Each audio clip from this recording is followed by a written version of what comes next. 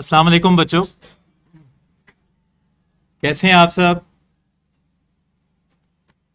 खैरियत से हैं?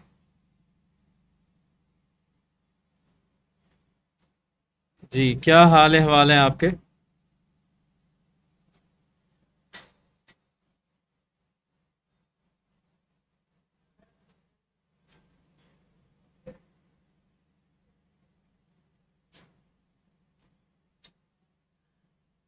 जी अल्हम्दुलिल्लाह, अल्लाह का शुक्र है।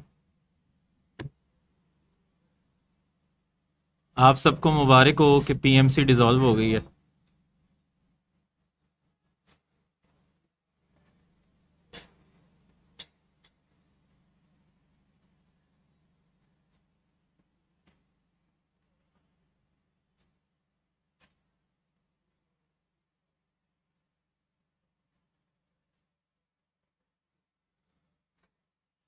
अब देखें क्या होगा, hope for the best.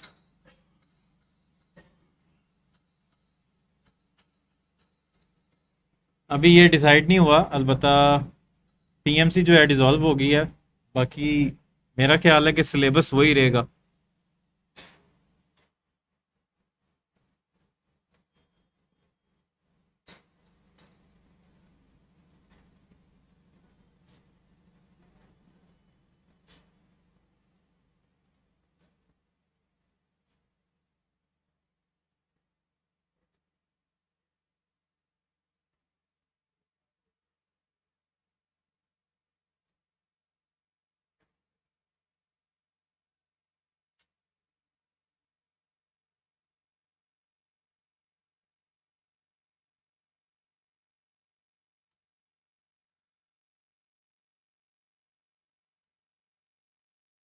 Ji, test तो अपने शेड्यूल पे ही होगा।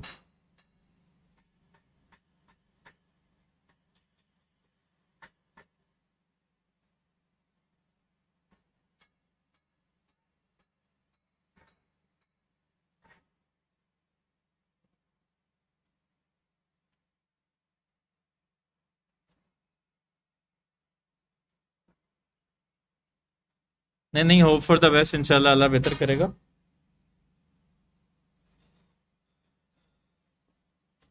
अच्छा जी, आज हम स्टार्ट करेंगे aldehydes and ketones.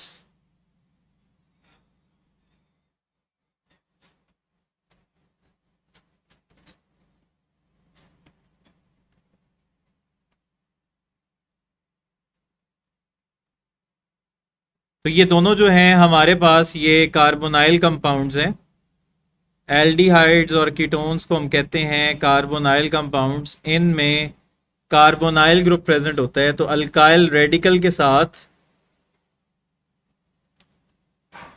Carbonyl group होगा, लेकिन एल्डिहाइड्स में कम से कम एक हाइड्रोजन होगा। एल्डिहाइड्स में कार्बोनाइल ग्रुप के साथ कम से कम एक हाइड्रोजन लाजिम होगा, जबकि कीटोन्स में कार्बोनाइल ग्रुप के दोनों तरफ अल्काइल रेडिकल होगा।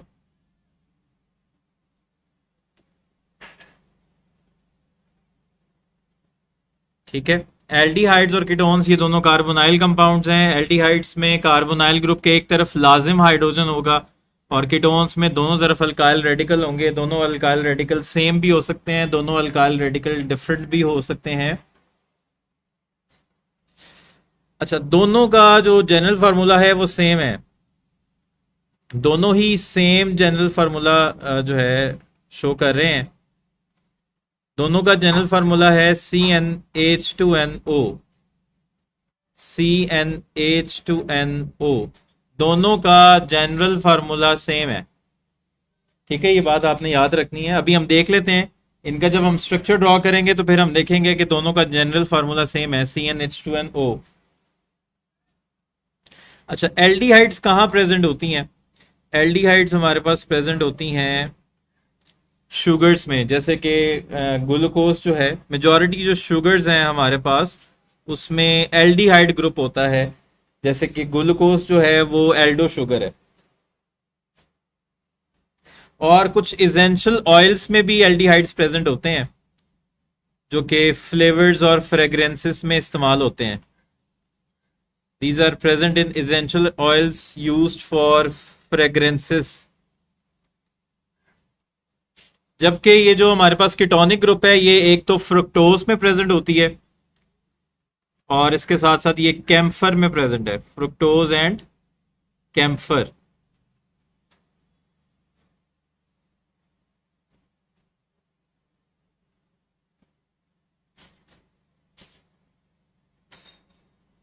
अच्छा, अब इस दोनों में, इसमें अल्काइल रेडिकल है और इसमें दोनों तरफ अल्काइल रेडिकल है, तो पहले हम एल्डिहाइड की एग्जांपल देख लेते हैं।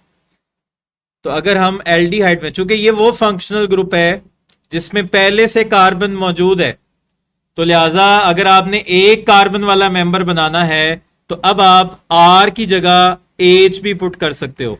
वैसे हम कहते हैं ना आर अल्काइल रेडिकल होता है, एक कार्बन वाला भी हो सकता है, दो कार्बन वाला भी हो सकता है, लेकिन इस केस में, एल्डिहाइड्स के केस में, हम आर की जगह एच पुट कर सकते हैं क्योंकि ये वो फंक्शनल ग्रुप है जिसमें कार्बन मौजूद है। तो अगर आपने पहली कार्बन वाला मेंबर बनाना है, एल्डिहाइड बनाना है, तो वो तो कार्बन कार्बोनाइल ग्रुप से आ जाएगा, तो फिर आप उसके लिए अल्काइल रेडिकल की जगह एच पुट करोगे, तो ये हमारे पास एक कार्बन वाली एल्डिहाइड फॉर्मल्डिहाइड है। इसी तरह अगर हम आर की जगह CH3 पुट कर दें तो ये एसिटल्डिहाइड होगा।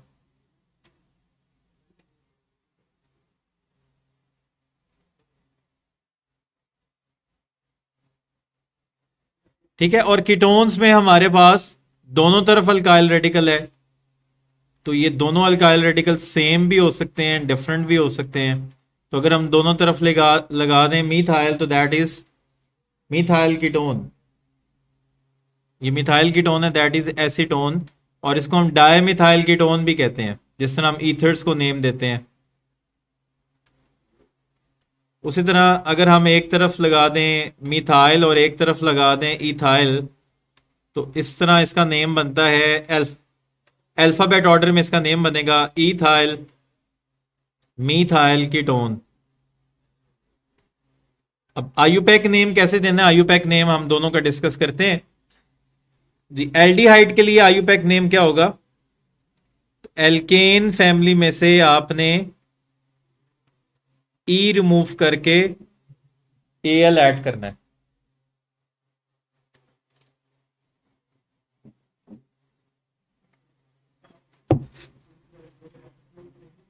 तो ये हो जाएगा एल्केनल। एल्केन फैमिली में से ई रिमूव करके आपने एल ऐड करना, ही हो जाएगा एल्केनल। जबकि कीटोन्स के केस में क्या होगा, एल्केन फैमिली में से आपने ई रिमूव करना है और ओ एन ई ऐड करना है, एल्केनॉन।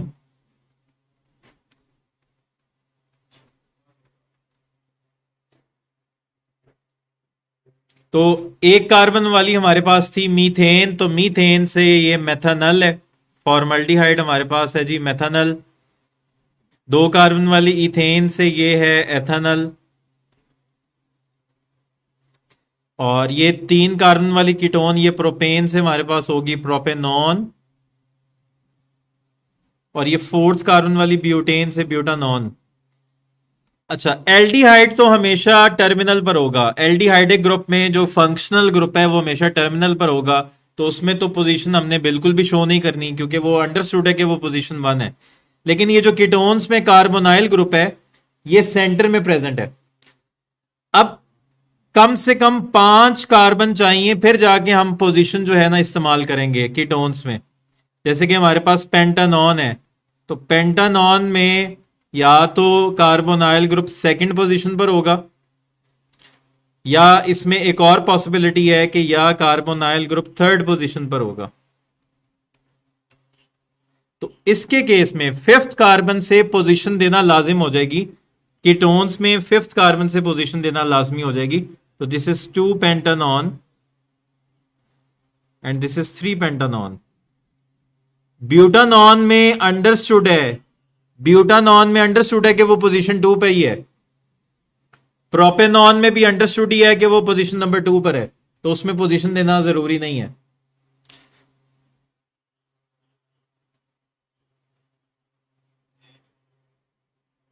अच्छा, अब हम इनको प्रिपेयर कैसे करते हैं। सबसे पहले हम प्रिपरेशन देखेंगे एल्डिहाइड्स में फॉर्मल्डिहाइड की।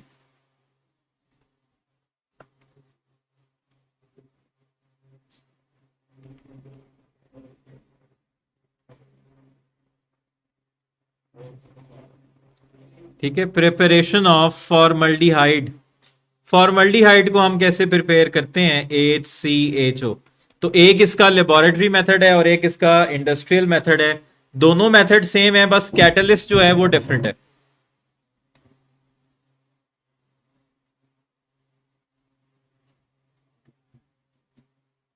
तो इंडस्ट्रियल मेथड में हम इसको कैसे प्रिपेयर करते हैं?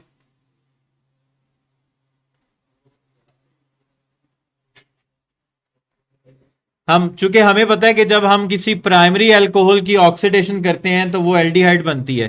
तो ये एक कार्बन वाली एल्डिहाइड है, तो इसके लिए हम एक कार्बन वाली अल्कोहल लेंगे, दैट इज मेथनॉल। तो मेथनॉल को हम रिएक्ट करवाएंगे, दो मेथनॉल के मॉलिक्यूल लेंगे, इसको हम रिएक्ट करवाएंगे ऑक्सीजन के साथ, यानी कि बेसिकली ऑक्सीडेशन ही हो रही है।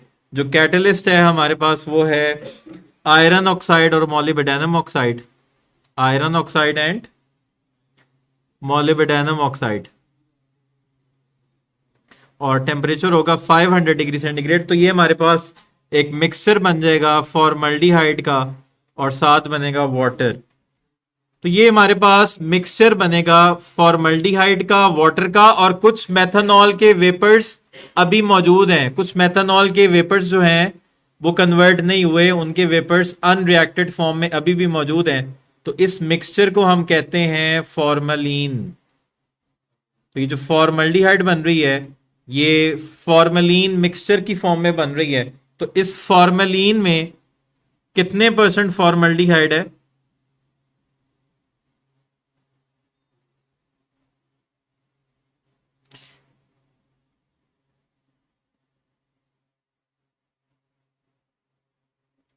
इस फॉर्मलीन में 40% फॉर्मल्डिहाइड है।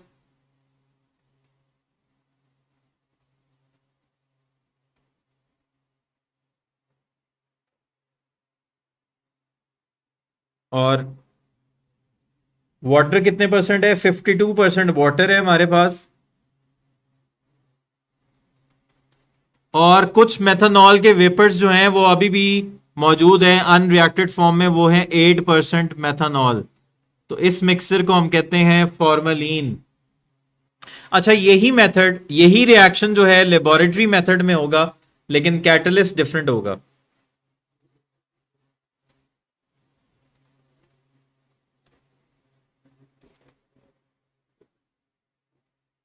(2CH3OH+O2). अब जो कैटलिस्ट है that is platinized asbestos, 300 degree centigrade. तो सिर्फ कैटलिस्ट चेंज हुआ है।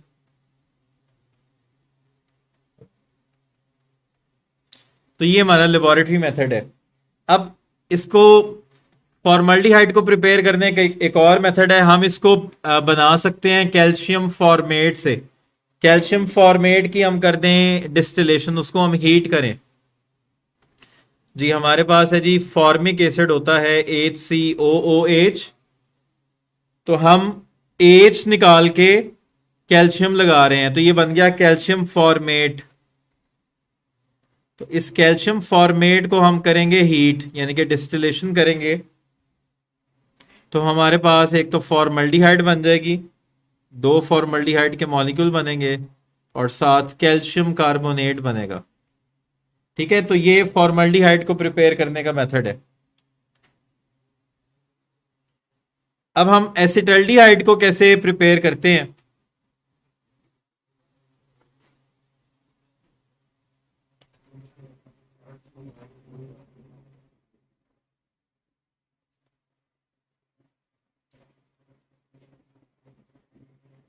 एसिटल्डिहाइड को अगेन प्रिपेयर करने का जो मेथड है हमारे पास लेबोरेटरी मेथड है।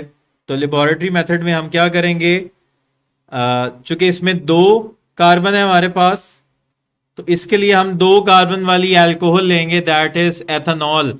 एथेनॉल की हम ऑक्सीडेशन कर देंगे तो हमारे पास ये एसिटल्डिहाइड बन जाएगी।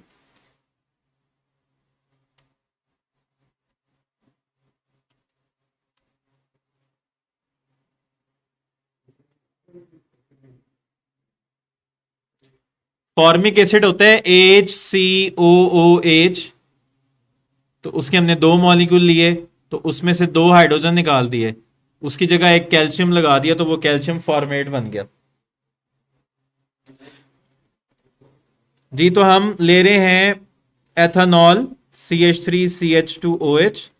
इसकी हम करेंगे oxidation with the help of oxidizing agent. Oxidizing agent हमारे पास पोटेशियम डाइक्रोमेट भी होता है सल्फ्यूरिक एसिड की प्रेजेंस में, या पोटेशियम सोडियम डाइक्रोमेट भी इस्तेमाल कर सकते हैं सल्फ्यूरिक एसिड की प्रेजेंस में। तो हमारे पास ये अल्कोहल जो है ये एल्डिहाइड में चेंज हो जाएगी।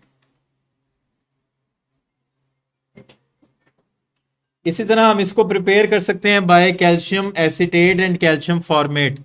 कैल्शियम एसीटेट और कैल्शियम फॉर्मेट इन दोनों को हम रिएक्ट करवाएंगे।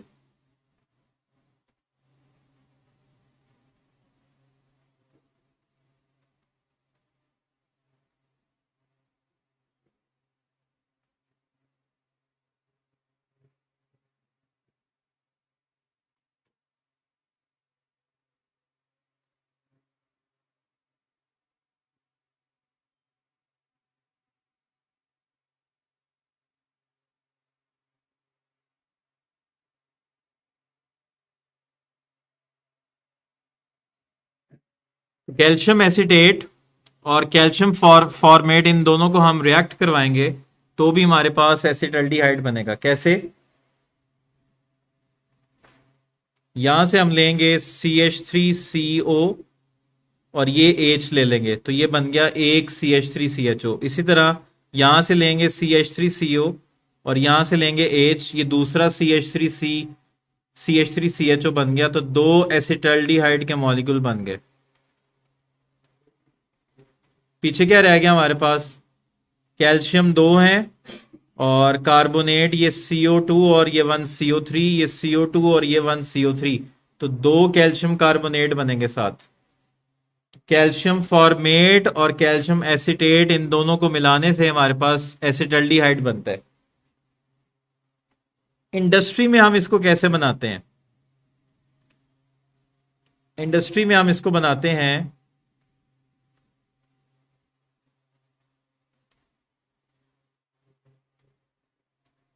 From ethylene. हम इसको इथाइलिन की ऑक्सीडेशन कर देंगे तो इथाइलिन क्या है हमारे पास? इथीन। तो हम इथीन के दो मॉलिक्यूल लेंगे, इसको ऑक्सीजन के साथ रिएक्ट करवाएंगे। कैटलिस्ट होगा हमारे पास palladium chloride and cupric chloride, और इसको हम करेंगे heat in the presence of water. तो ये क्या होगा? हमारे पास दो एसिटल्डिहाइड के मॉलिक्यूल बन जाएंगे। तो एसिटल्डिहाइड को प्रिपेयर करने के हमारे पास तीन मेथड थे। या तो आप एथेनॉल की ऑक्सीडेशन कर दो, या कैल्शियम एसीटेट और कैल्शियम फॉर्मेट को रिएक्ट करवा दो, और इंडस्ट्रियल मेथड क्या है कि आप इथीन की ऑक्सीडेशन कर दो और उससे बन जाएगी एसिटल्डिहाइड। इसी तरह आप एसीटोन कैसे प्रिपेयर कर सकते हो? अब हम प्रिपरेशन देखेंगे एसीटोन की।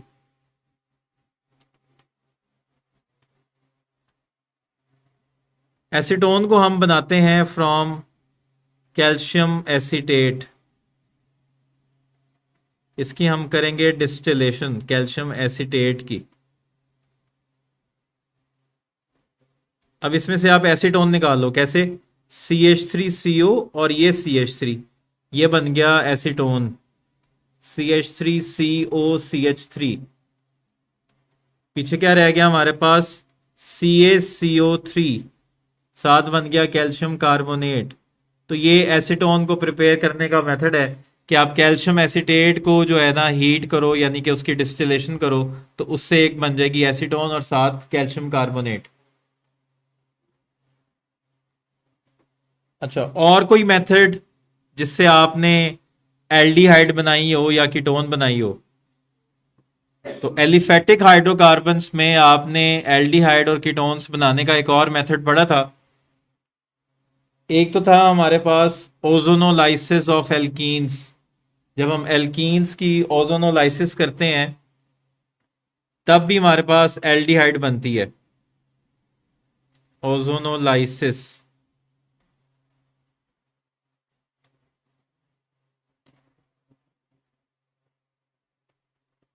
एल्कीन्स की हम कर रहे हैं ओजोनोलाइसिस। लेट से हम हमारे पास है जी इथीन, इथीन में हमने ओजोन ऐड किया, इथीन में हमने ओजोन ऐड किया तो क्या हुआ, ये सबसे पहले बनता है मोलोजोनाइड जो कि अनस्टेबल होता है।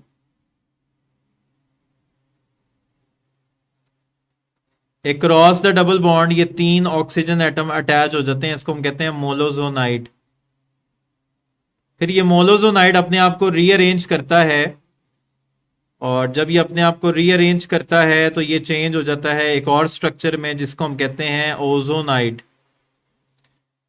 तो उसमें हमारे पास जब रीअरेंजमेंट होती है तो ये एक ऑक्सीजन यहां से निकल जाती है और वो इन दोनों कार्बन के दरमियान आ जाती है यहां पर, और कार्बन कार्बन का एक बॉन्ड कम हो जाता है और कार्बन ऑक्सीजन जो है वो साइक्लिक फॉर्म में आ जाता है। ये हमारे पास होता है ओजोनाइड।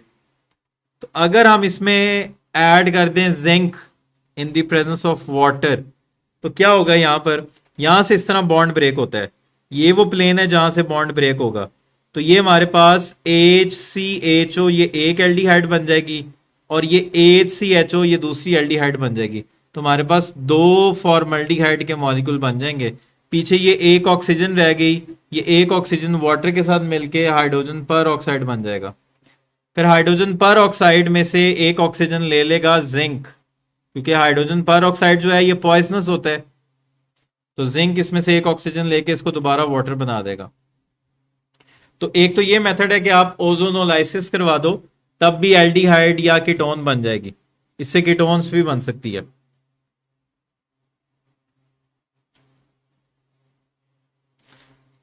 अच्छा, इसके अलावा आपने एक और रिएक्शन पढ़ा था अल्काइंस की अगर आप हाइड्रेशन कर दो,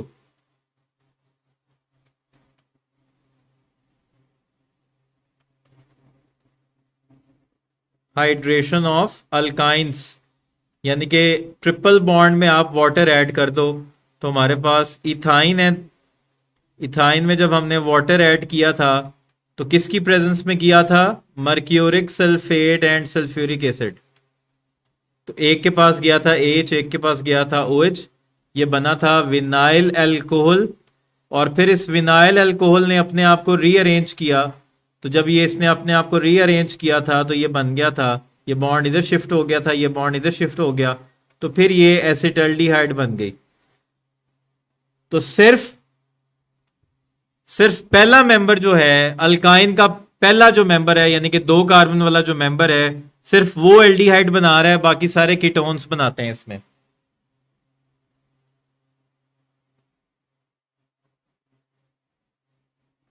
इसी तरह आप फ्रीडल क्राफ्ट एसाइलेशन कर दो बेंजीन की, एक और मेथड है हमारे पास, Friedel Crafts acylation of benzene.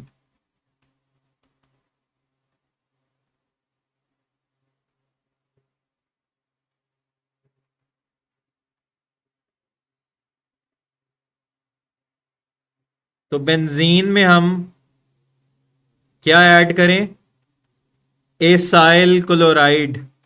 तो ये फ्रीडल क्राफ्ट एसाइलेशन है किसकी, बेंजीन की, इन द प्रेजेंस ऑफ कैटलिस्ट क्या है, AlCl3।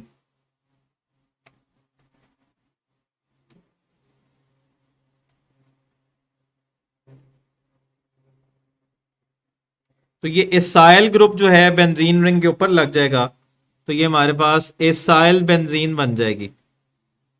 तो ये बेसिकली कीटोन बनी है,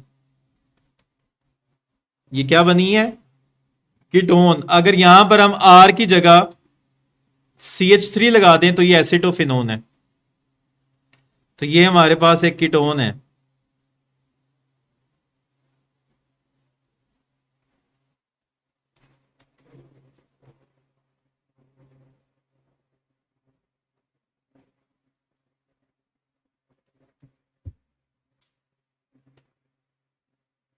ठीक है, तो ये थे जी हमारे पास इनकी प्रेपरेशन, इनको प्रिपेयर करने के हमारे पास कौन कौन से मेथड्स थे।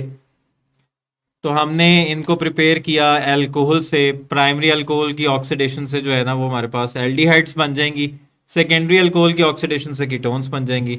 फॉर्मल्डिहाइड को प्रिपेयर करने का मेथड पड़ा इंडस्ट्रियल लेबोरेटरी दोनों, इसी तरह एसिटल्डिहाइड को फिर हमने देखा कि हम इनको प्रिपेयर कर सकते हैं एल्कीन्स की ओजोनोलाइसिस से, हम इनको प्रिपेयर कर सकते हैं अल्काइंस की हाइड्रेशन से, और हम इनको प्रिपेयर कर सकते हैं Friedel crafts acylation of benzene से। अब हम इनकी रिएक्टिविटी की बात करेंगे।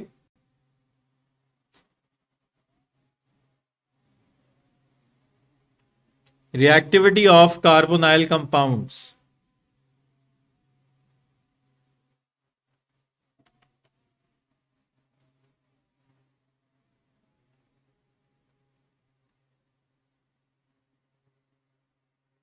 हाँ जी, चूंकि इन दोनों में कार्बोनाइल ग्रुप प्रेजेंट है,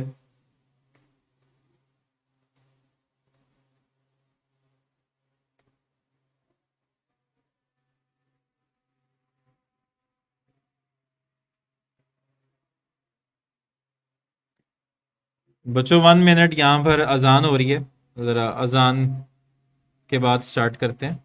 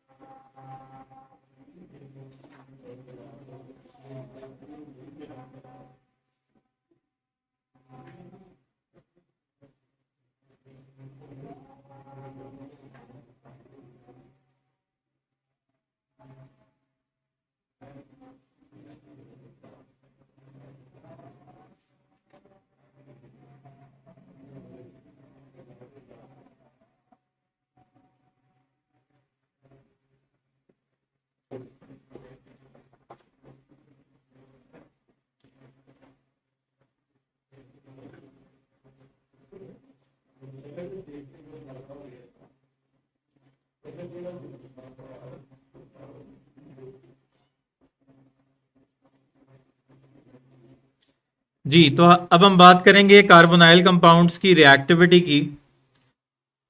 अच्छा, चूंकि इनमें कार्बोनाइल ग्रुप प्रेजेंट है, तो कार्बन और ऑक्सीजन में कौन ज्यादा इलेक्ट्रोनेगेटिव है? ऑक्सीजन ज्यादा इलेक्ट्रोनेगेटिव है, तो ये पार्शियल नेगेटिव है, और कार्बन जो है ये पार्शियल पॉजिटिव है। तो कार्बन जो है ये एक इलेक्ट्रोफिलिक सेंटर है, तो इस पे कोई न्यूक्लियोफाइल आसानी से अटैक कर सकता है। कार्बोनाइल ग्रुप पे, कार्बोनाइल ग्रुप के कार्बन पे कौन अटैक करेगा? न्यूक्लियोफाइल, क्योंकि कार्बन पे पॉजिटिव चार्ज है। ये जब न्यूक्लियोफाइल इस पे अटैक करेगा, तो इसका मतलब है न्यूक्लियोफाइल कार्बन के साथ बॉन्ड बना लेगा, तो कार्बन का एक बॉन्ड ज्यादा हो जाएगा, तो कार्बन अपना एक बॉन्ड ऑक्सीजन से कम कर देगा, तो ऑक्सीजन को पूरा पेयर ऑफ इलेक्ट्रॉन मिल जाएगा, तो ऑक्सीजन पे आ जाएगा नेगेटिव चार्ज। अब जाहिर बात है, ये जो ऑक्सीजन है ये किसी पॉजिटिव पार्ट को अपने साथ मिलाएगा, और बेसिकली वो पॉजिटिव पार्ट ज्यादातर हाइड्रोजन आयन ही होता है। तो पॉजिटिव पार्ट यानी कि हाइड्रोजन आयन जो है वो ऑक्सीजन नेगेटिव के साथ मिलके OH हो जाता है। तो इस तरह एक पूरा मॉलिक्यूल ऐड हो गया और डबल बॉन्ड खत्म हो गया। और अटैक कौन कर रहा है? न्यूक्लियोफाइल। तो इसीलिए इनके रिएक्शंस को हम कहते हैं न्यूक्लियोफिलिक एडिशन रिएक्शंस। ये कौन से रिएक्शंस शो करेंगे? Nucleophilic addition reactions. चूंकि इलेक्ट्रोफिलिक कार्बन है, उस पर कौन अटैक करेगा? Negative, nucleophile. और चूंकि पूरा मॉलिक्यूल ऐड होगा और डबल बॉन्ड खत्म हो जाएगा, तो दैट्स वाई ये एडिशन रिएक्शन है, nucleophilic addition reactions.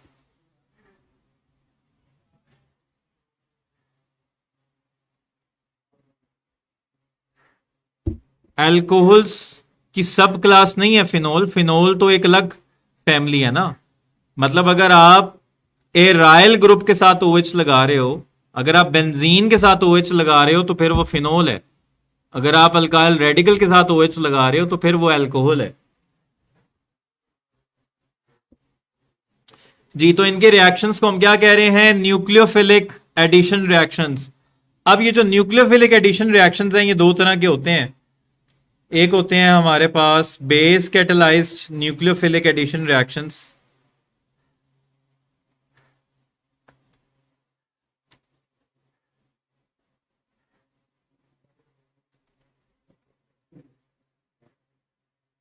Aryl group कोई भी जो एरीन है, कोई भी जो एरीन फैमिली से बिलोंग कर रहा है, कोई भी मेंबर है आपका जो एरोमेटिक हाइड्रोकार्बन है, एरोमेटिक हाइड्रोकार्बन में से जब भी आपने एक हाइड्रोजन निकाला है ना तो वो एराइल ग्रुप है।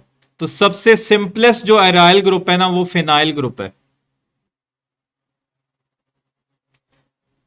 तो न्यूक्लियोफिलिक एडिशन रिएक्शंस दो तरह के होते हैं, एक होते हैं base catalysed nucleophilic addition reactions और एक होते हैं acid catalysed nucleophilic addition reactions.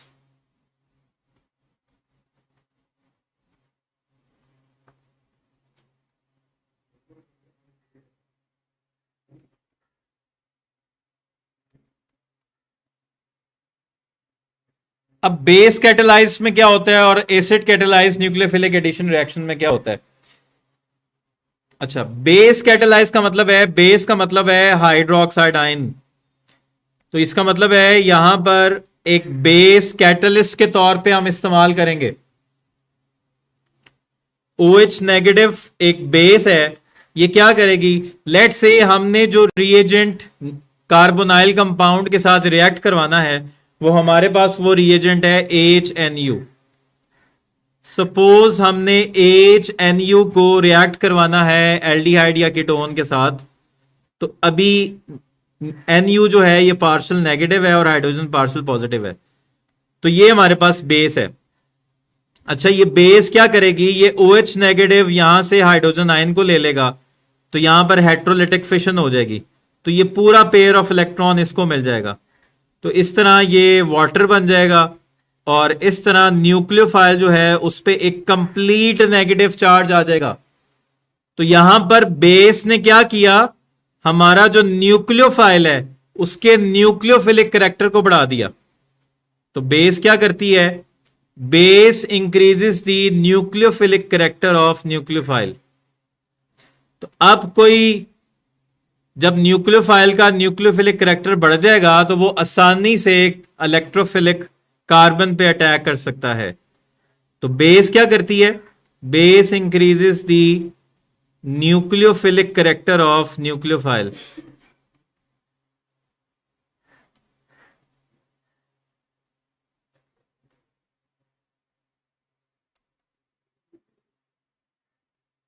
ठीक है बच्चों, अब ये चूंकि इसका इस पे कंप्लीट नेगेटिव चार्ज आ गया है, पहले उसके ऊपर पार्शियल नेगेटिव चार्ज था, अब उसके ऊपर एक कंप्लीट नेगेटिव चार्ज आ गया है। हम क्या कह रहे हैं कि ये जो कार्बोनाइल कंपाउंड्स हैं ये न्यूक्लियोफिलिक एडिशन रिएक्शंस शो करते हैं। ठीक है, लेट से हमने हाइड्रोजन HNU को रिएक्ट करवाना है कार्बोनाइल कंपाउंड के साथ। अभी हम बात कर रहे हैं base catalysed nucleophilic addition reactions की। तो बेस का मतलब है OH नेगेटिव। तो इस बेस ने हमारे रिएजेंट में से हाइड्रोजन आयन को ले लिया और ये पूरा पेयर ऑफ इलेक्ट्रॉन शिफ्ट हो गया इस NU के पास। तो NU के ऊपर एक कंप्लीट नेगेटिव चार्ज आ गया। तो इस बेस ने क्या किया?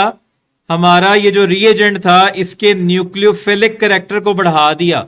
तो अब ये आसानी से कार्बोनाइल कार्बन पे अटैक कर सकते हैं। ठीक है, अब acid catalysed nucleophilic addition reactions में क्या होगा? लेट से हमारे पास ये कार्बोनाइल कंपाउंड है C डबल बॉन्ड O। अच्छा, एसिड कैटेलाइज्ड का मतलब है हाइड्रोजन आयन एसिड की प्रेजेंस में होगा, यानी कि एसिड कैटेलिस्ट है। तो यहां पर यह होगा कि ये पूरा पेयर ऑफ इलेक्ट्रॉन है, ये पूरा पेयर ऑफ इलेक्ट्रॉन ऑक्सीजन जो है वो हाइड्रोजन के साथ शेयर कर लेगा। तो कार्बन का एक इलेक्ट्रॉन कम हो जाएगा, तो कार्बन पे आ जाएगा पॉजिटिव चार्ज, और ऑक्सीजन जो है वो हाइड्रोजन के साथ बॉन्ड बना लेगा। तो कार्बन का चूंकि एक इलेक्ट्रॉन कम हो गया तो कार्बन पे आ गया पॉजिटिव चार्ज।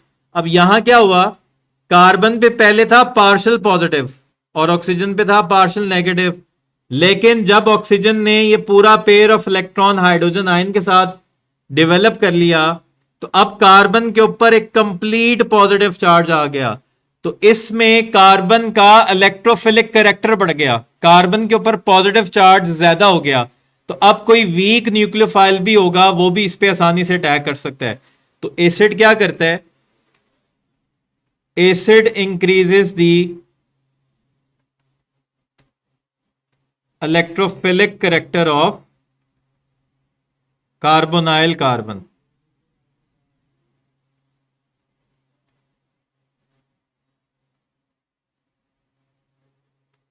ठीक है, तो एसिड ने क्या किया, इलेक्ट्रोफिलिक जो कार्बोनाइल कार्बन था उसके इलेक्ट्रोफिलिक कैरेक्टर को बढ़ा दिया।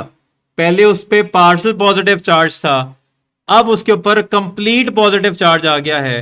तो जब कंप्लीट पॉजिटिव आ गया तो अब कोई वीक न्यूक्लियोफाइल भी आसानी से उस पर अटैक कर सकेगा।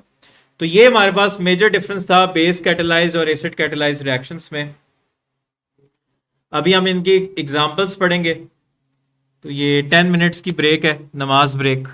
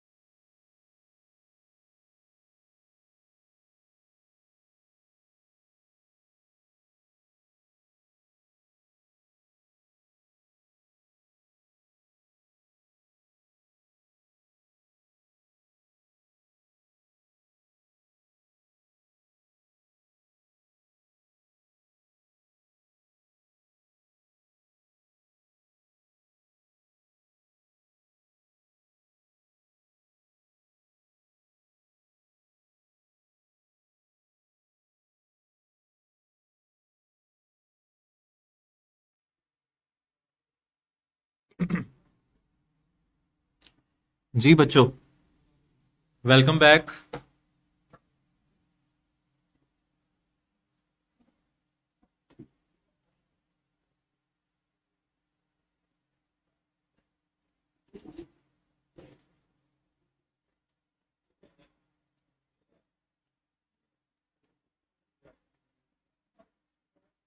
नो, फ्रीडल क्राफ्ट एसाइलेशन से हम एल्डिहाइड नहीं बना सकते, क्योंकि उसमें तो हम एक एसाइल ग्रुप इंट्रोड्यूस कर रहे हैं ना। तो एसाइल ग्रुप होता है आरसीओ। तो एक तरफ से आरसीओ आ रहा है और दूसरी तरफ जो है हमारे पास बेंजीन है। तो उसमें तो कभी भी जो है वो एल्डिहाइड नहीं बनेगा। एल्डिहाइड के लिए एक एक तरफ हाइड्रोजन होना बहुत जरूरी है। तो हमने बात की, ये जो बेस है ये न्यूक्लियोफाइल के न्यूक्लियोफिलिक करेक्टर को इंक्रीज करती है, और ये जो एसिड है ये कार्बोनाइल कार्बन के इलेक्ट्रोफिलिक करेक्टर को बढ़ाता है। अब हम एग्जांपल्स देखेंगे न्यूक्लियोफिलिक एडिशन रिएक्शंस। सबसे पहले हम बात एग्जांपल्स देखेंगे base catalysed nucleophilic addition reactions की।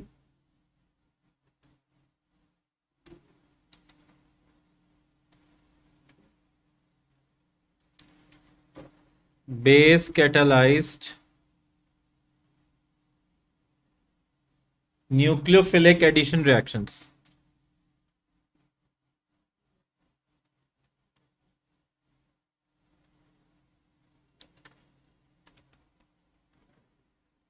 पहला रिएक्शन है जी, इसमें एडिशन ऑफ हाइड्रोजन साइनाइड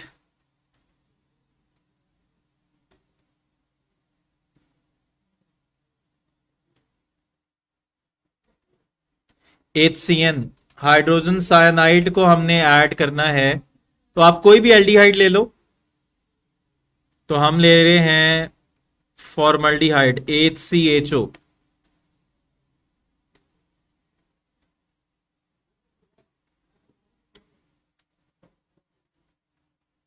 तो इसमें हम ऐड कर रहे हैं HCN hydrogen cyanide. Basically hydrogen cyanide जो है ना ये डायरेक्ट अवेलेबल नहीं होता।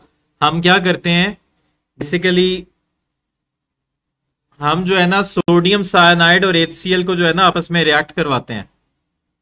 सोडियम साइनाइड और HCl को आपस में रिएक्ट करवाते हैं।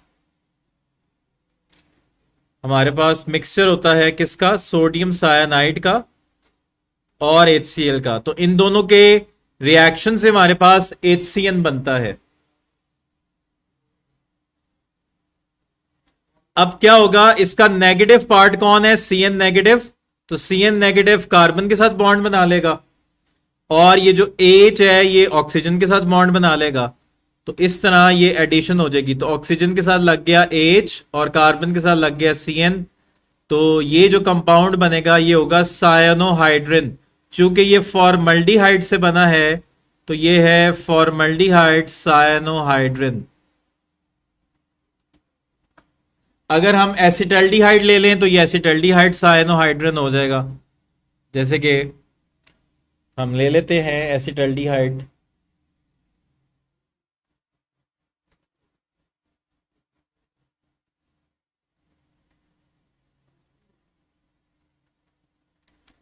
This is acetaldehyde CH3CHO। इसमें हम ऐड कर रहे हैं HCN। तो एक के पास कार्बन के पास लगेगा CN और ऑक्सीजन के साथ लगेगा H, OH और CN और साथ HCH3। ये है जी एसिटल्डिहाइड सायनोहाइड्रिन। अच्छा, यहां पर एक बहुत इंपॉर्टेंट रिएक्शन है। अगर हम एसिटल्डिहाइड सायनोहाइड्रिन की कर दें हाइड्रोलिसिस, एसिटल्डिहाइड सायनोहाइड्रिन की अगर हम कर दें एसिड हाइड्रोलिसिस, या आपने याद रखना है जब भी हम नाइट्राइल ग्रुप की, जब भी हम सायनो ग्रुप की एसिड हाइड्रोलिसिस करवाएंगे तो सायनो ग्रुप हमेशा चेंज हो जाएगा कार्बोक्सिल ग्रुप में। सायनो ग्रुप चेंज हो जाएगा कार्बोक्सिल ग्रुप में, और ये बन जाएगा हमारे पास 2 hydroxy propanoic acid lactic acid, और साथ हमारे अमोनियम हाइड्रोजन सल्फेट बन जाएगा, अमोनियम बाइसल्फेट बन जाएगा। तो ये बहुत इंपॉर्टेंट रिएक्शन है। क्वेश्चन पूछा जाता है कि किसका सायनोहाइड्रिन एसिड हाइड्रोलिसिस पे लैक्टिक एसिड देता है। तो एसिटल्डिहाइड का सायनोहाइड्रिन एसिड हाइड्रोलिसिस पे लैक्टिक एसिड प्रोड्यूस करता है। इंपॉर्टेंट एमसीक्यू है।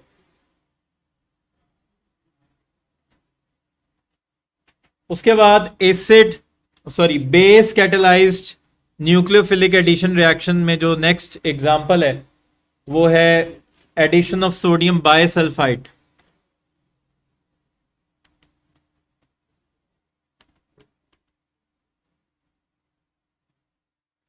NaHSO3 सोडियम बाइसल्फाइड को हमने ऐड करना है।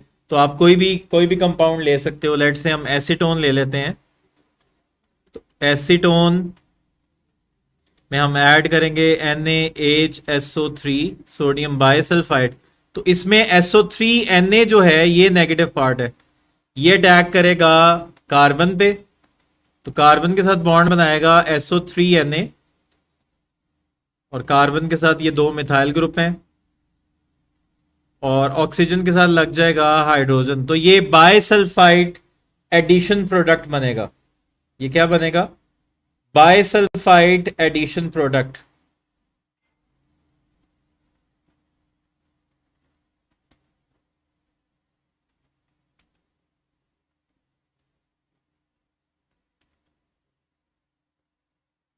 इस बाइसल्फाइड एडिशन प्रोडक्ट की आप दोबारा से इसको आप हीट करके दोबारा से अपने एल्डिहाइड या कीटोन में चेंज कर सकते हो इन the presence of mineral acids. HCl या सल्फ्यूरिक एसिड की प्रेजेंस में आप इसको दोबारा तोड़ सकते हो अपने एल्डिहाइड में। जैसे कि अगर हमारे पास एसिटल्डिहाइड बाइसल्फेट एडिशन प्रोडक्ट है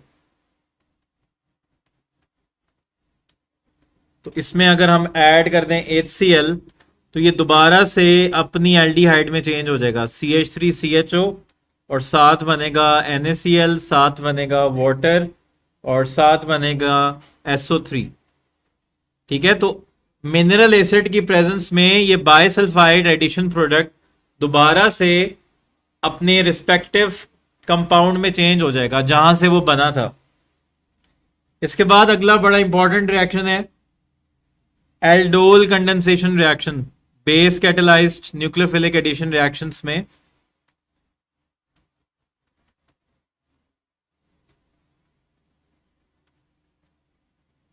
एल्डोल कंडेंसेशन रिएक्शन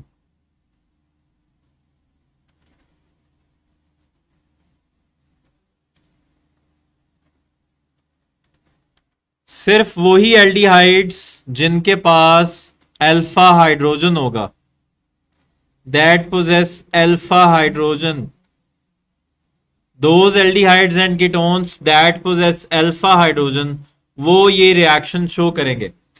अच्छा, कंडेंसेशन का क्या मतलब होता है? जब दो मॉलिक्यूल्स आपस में मिले और कोई स्मॉल मॉलिक्यूल एलिमिनेट हो, या तो एलिमिनेट हो या एलिमिनेट ना हो, बस दो मॉलिक्यूल आपस में मिले तो कोई स्मॉल मॉलिक्यूल एलिमिनेट हो या एलिमिनेट ना हो। अब वो स्मॉल मॉलिक्यूल वाटर भी हो सकता है, कार्बन डाइऑक्साइड भी हो सकता है। जैसे कि हमारे पास दो मॉलिक्यूल हैं एथेनॉल के, एसिटल्डिहाइड के हमारे पास दो मॉलिक्यूल हैं, CH3CHO। ये एक मॉलिक्यूल लिया है हमने एथेनॉल का और ये हम दूसरा मॉलिक्यूल ले रहे हैं एथेनॉल का।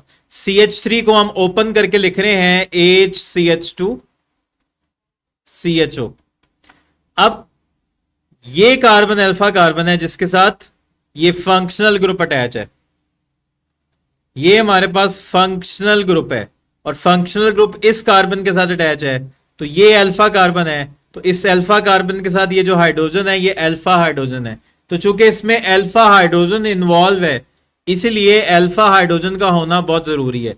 अब ये दो मॉलिक्यूल है हमारे पास एथेनॉल के, होगा क्या कि एक मॉलिक्यूल का ये अल्फा हाइड्रोजन ये दूसरे मॉलिक्यूल के ऑक्सीजन के पास चला जाएगा। जिसकी वजह से इस ऑक्सीजन का एक बॉन्ड पूरा हो जाएगा, तो ऑक्सीजन अपना एक बॉन्ड कम कर लेगा कार्बन के साथ, ऑक्सीजन अपना ये एक बॉन्ड कम कर लेगा कार्बन के साथ, तो इस कार्बन का एक बॉन्ड कम हो जाएगा और इस कार्बन का एक बॉन्ड कम हो जाएगा, ये आपस में मिलके एक दो मॉलिक्यूल ये आपस में मिल जाएंगे और एक एल्डोल बन जाएगी। तो इस ऑक्सीजन के पास आ गया हाइड्रोजन और इस CH ने इस CH2 के साथ बॉन्ड बना लिया। तो अब ये वो कंपाउंड है जिसमें एल्डिहाइड ग्रुप भी प्रेजेंट है और एल्कोहलिक ग्रुप भी प्रेजेंट है, इसीलिए इसका कॉमन नेम है एल्डोल। एल्डिहाइड के लिए एल्ड, अल्कोहल के लिए ओल। तो चूंकि इसमें एल्डिहाइडिक ग्रुप भी प्रेजेंट है, अल्कोहलिक ग्रुप भी प्रेजेंट है, इसलिए हम इसको कहते हैं एल्डोल। वैसे इसका आयुपैक नेम क्या होगा?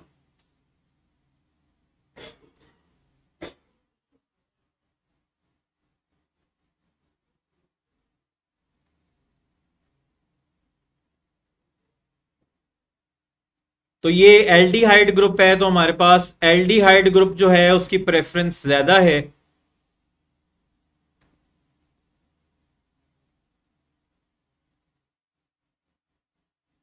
ये एडिशन प्रोडक्ट नहीं है, ये कंडेंसेशन प्रोडक्ट है, दो मॉलिक्यूल आपस में कंडेंस हुए हैं।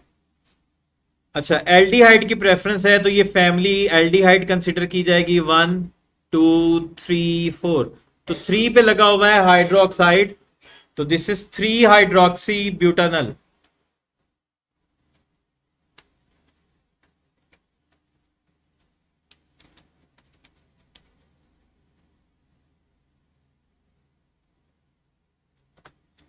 थ्री पे लगा हुआ है हाइड्रोक्साइड ग्रुप, तो 3 हाइड्रोक्सी, और 4 कार्बन वाली जो एल्डिहाइड है वो है ब्यूटानल, 3 हाइड्रोक्सी ब्यूटानल। अच्छा, इस 3 हाइड्रोक्सी ब्यूटानल का एक और बड़ा इंपॉर्टेंट रिएक्शन है,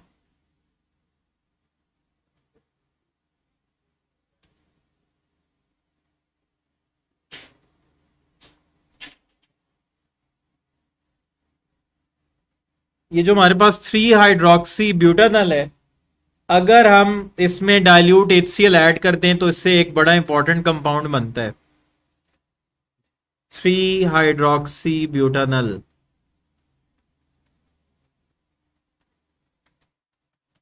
अगर हम इसमें क्या ऐड कर दें, डाइल्यूट HCl, और इसको करें हीट, तो इसमें से वाटर मॉलिक्यूल एलिमिनेट हो जाएगा।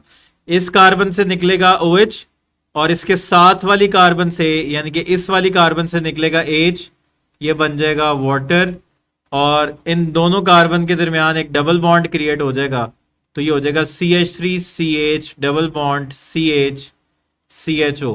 तो इस कंपाउंड का नेम है क्रोटोनल्डिहाइड।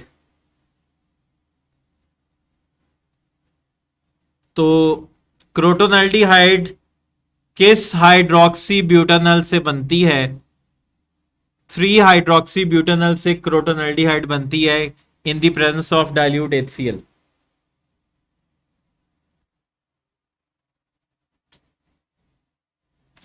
अच्छा, अगर हम कीटोन की एग्जांपल देखें एल्डोल कंडेंसेशन रिएक्शन में, ये तो मैंने एल्डिहाइड की एग्जांपल दी है, अब अगर हम कीटोन की एग्जांपल लें तो CH3CO CH3, ये एक कीटोन है। अब हम कीटोन का दूसरा मॉलिक्यूल लेंगे HCH2COCH3।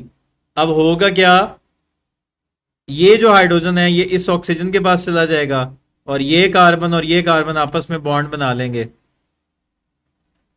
तो CH3C इसका इस ऑक्सीजन के साथ आ गया हाइड्रोजन, तो इस कार्बन के साथ लगी हुई है CH3 और इन्होंने आपस में बॉन्ड बना लिया, और ये है। अब इस कंपाउंड में कीटोन ग्रुप भी है और अल्कोहलिक ग्रुप भी है, इसलिए अब इसका कॉमन नेम है कीटोल। तो एक तो एल्डोल होती है और साथ एक कीटोल भी होती है, जिसमें कीटोनिक ग्रुप भी हो और अल्कोहलिक ग्रुप भी हो, उसको हम कीटोल कहते हैं। तो इसका आयुपैक नेम क्या होगा? नंबरिंग वहां से करेंगे जहां से कार्बोनाइल ग्रुप नजदीक है, 1 2 3 4 5। तो 4 पे लगा हुआ है मिथाइल और 4 पे लगा हुआ है हाइड्रोक्सी। तो कौन पहले आता है? H पहले आता है। तो 4 हाइड्रोक्सी, 4 मिथाइल, 2 पेंटानॉन।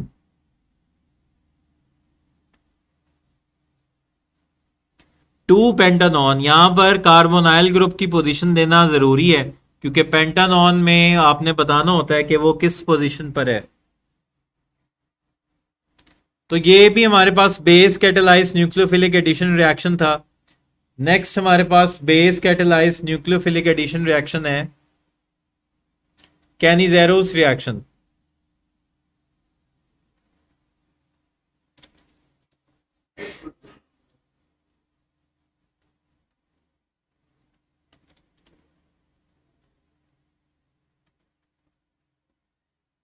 तो ये उल्ट है, एल्डोल कंडेंसेशन में अल्फा हाइड्रोजन होनी चाहिए। तो कैनिजेरोस रिएक्शन वो एल्डिहाइड्स शो करेंगे जिनके पास अल्फा हाइड्रोजन नहीं है, दैट लैक्स अल्फा हाइड्रोजन। जिनके पास अल्फा हाइड्रोजन नहीं होगी, सिर्फ वो जो है कैनिजेरोस रिएक्शन शो करेंगे।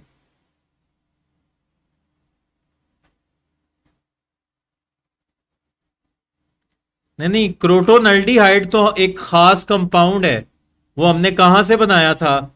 जब हमने 3 हाइड्रोक्सी ब्यूटानल को जब हमने 3 हाइड्रोक्सी ब्यूटानल को डाइल्यूट HCl के साथ रिएक्ट करवाया था, तो फिर क्रोटोनल्डिहाइड बना था। तो हर केस में क्रोटोनल्डिहाइड थोड़ी बनेगा। जब आप 3 हाइड्रोक्सी ब्यूटानल में डाइल्यूट HCl ऐड कर रहे हो, फिर क्रोटोनल्डिहाइड बनेगा। हाँ जी, तो कैनिजेरोस रिएक्शन वो एल्डिहाइड शो करेंगे जिनके पास अल्फा हाइड्रोजन नहीं है। तो वो एक तो फॉर्मल्डिहाइड है जिसके पास अल्फा हाइड्रोजन नहीं है, दूसरा हमारे पास बेंजल्डिहाइड है जिसके पास अल्फा हाइड्रोजन नहीं है। जी, तो इसमें हम 2 मॉलिक्यूल ले रहे हैं फॉर्मल्डिहाइड के, HCHO, और चूंकि ये बेस कैटेलाइज्ड हैं, सोडियम हाइड्रोक्साइड की प्रेजेंस में होगा। अब ये फॉर्मल्डिहाइड के पास अल्फा कार्बन नहीं है, तो इसके पास अल्फा हाइड्रोजन भी नहीं है। तो इसमें हम 2 मॉलिक्यूल ले रहे हैं फॉर्मल्डिहाइड के और एक ले रहे हैं बेस का मॉलिक्यूल। तो अब इसमें चूंकि हम 2 मॉलिक्यूल ले रहे हैं, एक मॉलिक्यूल जो है वो ऑक्सीडाइज हो जाएगा और एक मॉलिक्यूल जो है वो रिड्यूस हो जाएगा। तो एल्डिहाइड की जब आप रिडक्शन करते हो तो क्या बनता है? अल्कोहल। तो एक तो हमारे पास एक कार्बन वाली अल्कोहल बनेगी CH3OH, और दूसरा प्रोडक्ट हमारे पास ऑक्सीडाइज्ड प्रोडक्ट होगा और वो भी एक कार्बन वाला होगा, और वो बेसिकली एसिड का सॉल्ट होगा, सोडियम फॉर्मेट। तो ये वो रिएक्शन है जिसमें एक ही मॉलिक्यूल ऑक्सीडाइज भी हो रहा है और रिड्यूस भी हो रहा है। ऐसे रिएक्शन को हम कहते हैं डिस्प्रोपोर्शनेशन रिएक्शन।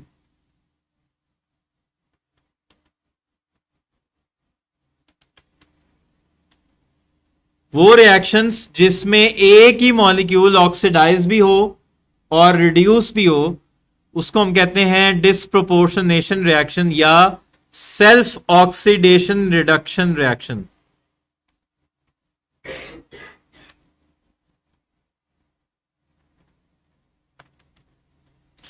अच्छा, एक और हमारे पास एल्डिहाइड है जिसके पास अल्फा हाइड्रोजन नहीं है, वो है हमारे पास बेंजल्डिहाइड। बेंजीन रिंग के ऊपर CHO लगा हुआ है, तो ये हमारे पास अल्फा कार्बन है। ये वाली कार्बन अल्फा कार्बन है, तो इसके पास हाइड्रोजन नहीं है, तो इसके हम 2 मॉलिक्यूल ले रहे हैं और सोडियम हाइड्रोक्साइड का एक मॉलिक्यूल है। तो एक तो इससे अल्कोहल बनेगी। कौन सी अल्कोहल बनेगी? Benzyl alcohol. और एक इसमें एसिड का सॉल्ट बनेगा, तो ये बेंजोइक एसिड का सॉल्ट बनेगा COONA, सोडियम बेंजोएट, और दूसरी बनेगी benzyl alcohol.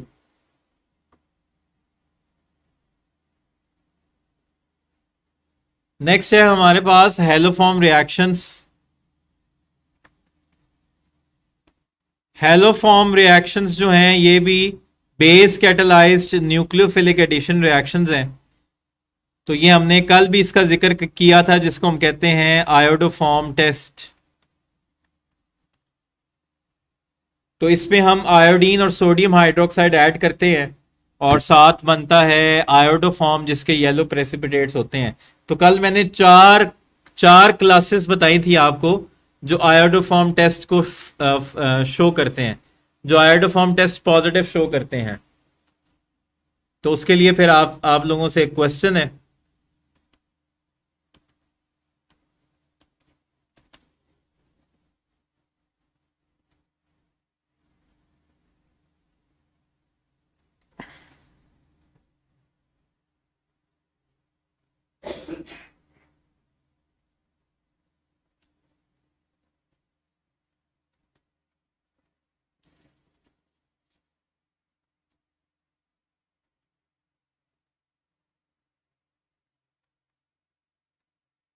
Which of the following will show iodoform test.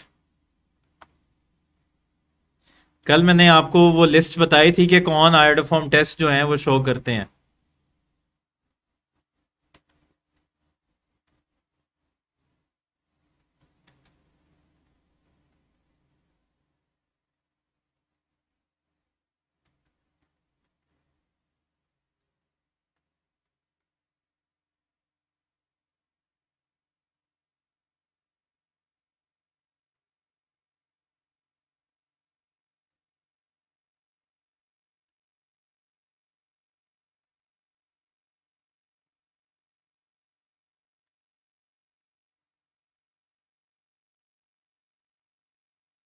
इनमें से कौन जो है वो आयोडोफॉर्म टेस्ट को शो करता है, यानी कि पॉजिटिव शो करता है?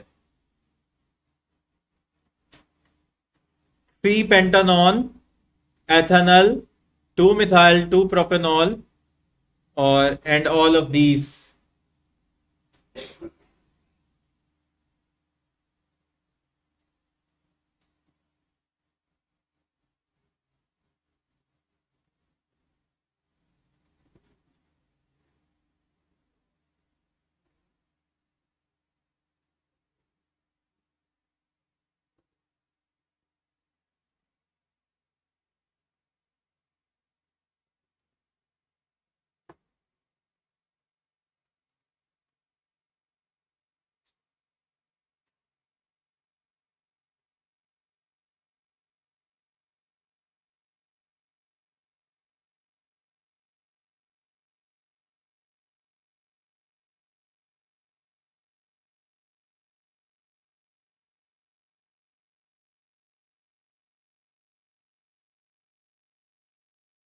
जी, तो हमने कौन कौन से कंपाउंड्स देखे थे?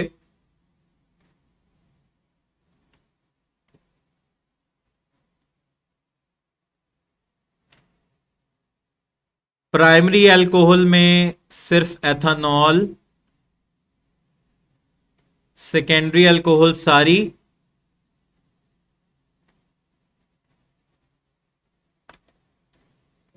कीटोन्स में स्मॉल मीथाइल कीटोन्स,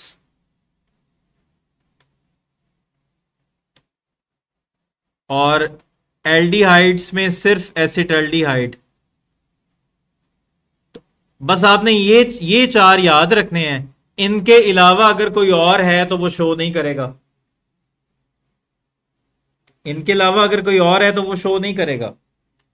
तो 3 पेंटानॉन जो है इसमें मिथाइल ग्रुप नहीं है, दोनों तरफ इथाइल ग्रुप है। तो कम से कम एक तरफ मिथाइल ग्रुप होना चाहिए, तो ये शो नहीं कर रहा। एथेनॉल जो है इसको हम एसिटल्डिहाइड को ही एथेनॉल कह रहे हैं, तो ये शो करेगा। 2 मिथाइल 2 प्रोपेनॉल हमारे पास टर्शरी अल्कोहल है। 2 मिथाइल 2 प्रोपेनॉल ये हमारे पास टर्शरी अल्कोहल है, तो ये भी शो नहीं करेगी। So the right answer is ethanol. Ethanol जो है ये एसिटल्डिहाइड है, तो एसिटल्डिहाइड ये रिएक्शन शो करेगा।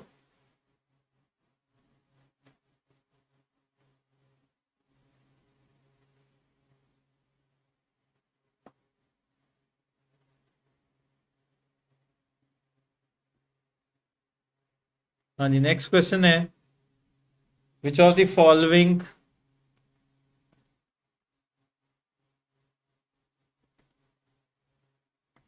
will undergo nucleophilic addition reaction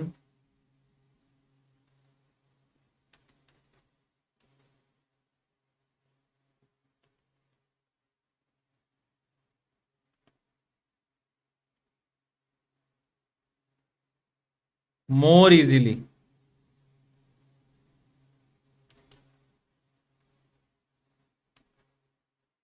Aldehydes,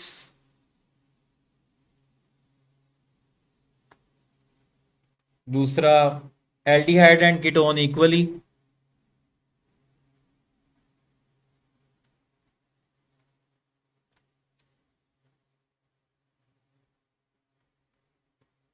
alkene, और डेल्टा है नाइदर एल्डिहाइड नॉर एल्कीन।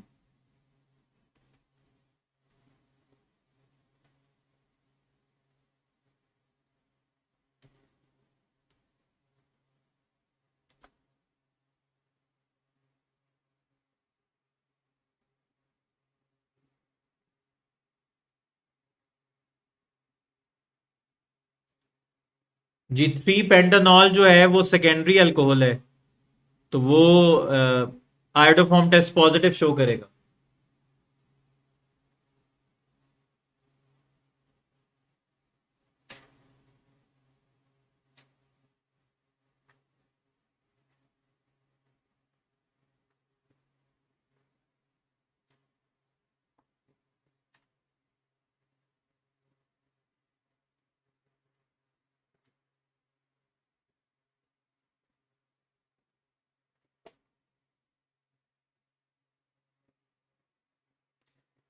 हाँ जी, आपने याद रखना है कि ये जो एल्डिहाइड्स और कीटोन्स हैं, इन दोनों में एल्डिहाइड की रिएक्टिविटी ज्यादा है।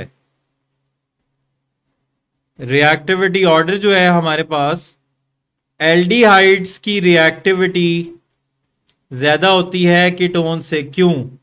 दो रीजंस हैं। पहली रीजन ये है कि जो हमारे पास एल्डिहाइड है, इसमें एक तरफ लाजिम हाइड्रोजन लगा हुआ है और दूसरी तरफ हमारे पास कोई अल्काइल रेडिकल लगा हुआ है, जबकि कीटोन्स में हमारे पास दोनों तरफ अल्काइल रेडिकल लगे हुए हैं। तो किस पे न्यूक्लियोफाइल पे अटैक करना मुश्किल होगा? जहां बड़े ग्रुप्स लगे हुए हैं वहां न्यूक्लियोफाइल आसानी से अटैक नहीं कर सकता। तो कीटोन्स के केस में स्टेरिक हिंड्रेंस ज्यादा है।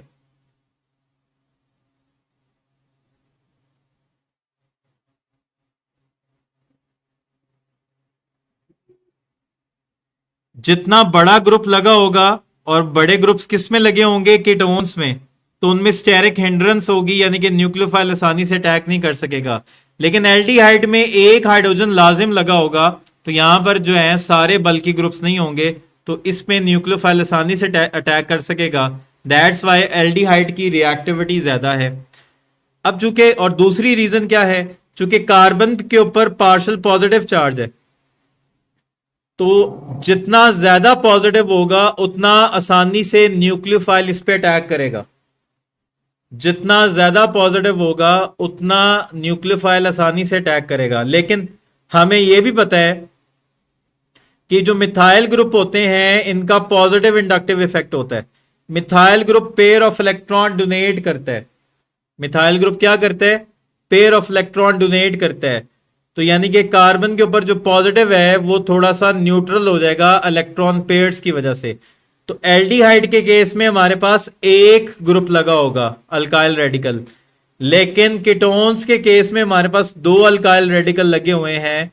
ये दोनों इसको अपना पेयर ऑफ इलेक्ट्रॉन डोनेट करेंगे, जिसकी वजह से इसका पॉजिटिव करैक्टर कम हो जाएगा। तो अगेन इसकी रिएक्टिविटी कीटोन्स की कम हो जाएगी। ठीक है, तो जितने ज्यादा इलेक्ट्रॉन डोनेटिंग ग्रुप्स लगेंगे उतनी ज्यादा रिएक्टिविटी कम हो जाएगी, क्योंकि इलेक्ट्रोफिलिक कार्बोनाइल कार्बन का जो इलेक्ट्रोफिलिक करैक्टर है वो कम हो जाएगा। ठीक है, तो ये रिएक्टिविटी थी कि एल्डिहाइड्स की रिएक्टिविटी कीटोन से ज्यादा है। दो रीजंस हैं, क्योंकि एल्डिहाइड्स में स्टेरिक हिंड्रेंस कम है दूसरा, इसमें इलेक्ट्रॉन डोनेटिंग ग्रुप्स जो हैं वो भी कम है। So the right answer is alpha.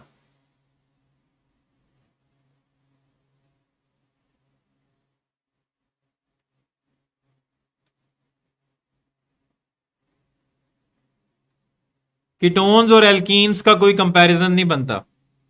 जो मिलते जुलते कंपाउंड्स होते हैं हम उनको कंपेयर करते हैं, उनकी रिएक्टिविटी को कंपेयर करते हैं। एल्कीन एक अलग फैमिली है, कीटोन्स एक अलग फैमिली है, दोनों का कंपैरिजन नहीं होता।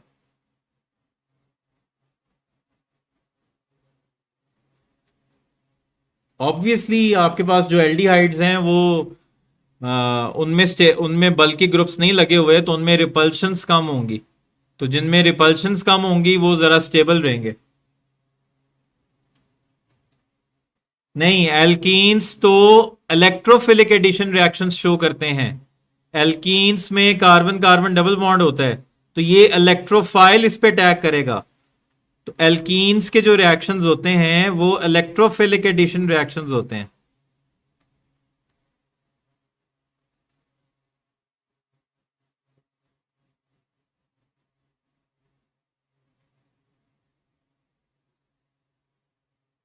जी जी, जब हमारे पास टू पेंटानॉन होगी तो एक तरफ मिथाइल ग्रुप होगा हमारे पास, तो वो जो है आयोडोफॉर्म टेस्ट जो है वो पॉजिटिव शो करेगी। ठीक है, टू पेंटानॉन जो है उसमें एक तरफ मिथाइल ग्रुप है, तो वो आयोडोफॉर्म टेस्ट पॉजिटिव शो करेगी।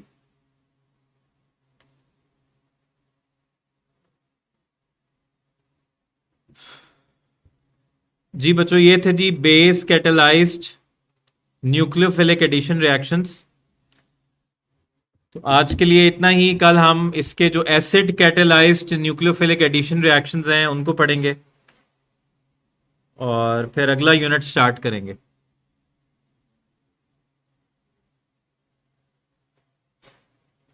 सिर्फ इसके acid catalysed nucleophilic addition reactions रह गए हैं, उनकी हम एग्जांपल्स देखेंगे और फिर देखेंगे कि कौन से रिएजेंट्स जो हैं वो एल्डिहाइड्स के साथ रिएक्ट करते हैं, कौन से रिएजेंट्स जो हैं वो कीटोन्स के साथ रिएक्ट करते हैं, कौन से रिएजेंट्स दोनों के साथ रिएक्ट करते हैं।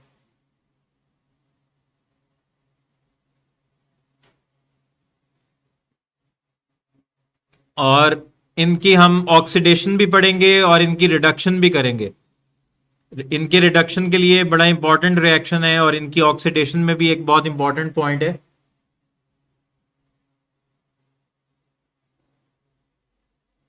जी, सिलेबस यही रहेगा इंशाल्लाह, पूरी उम्मीद है।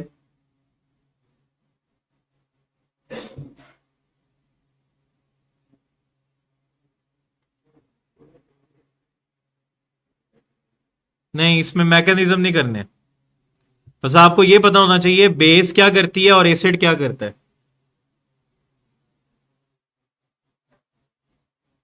ठीक है, मैं जो इसका टेबल है ना वो शेयर कर दूंगा।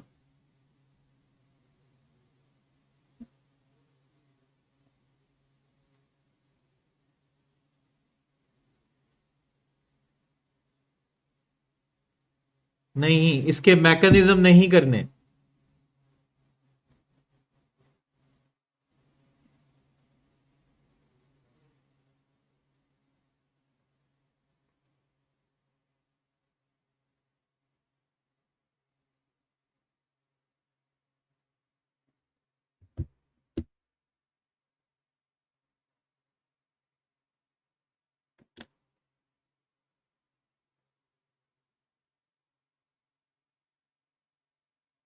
जी जी, ऐसा ही है। इंशाल्लाह सिलेबस जो है वो यही होगा।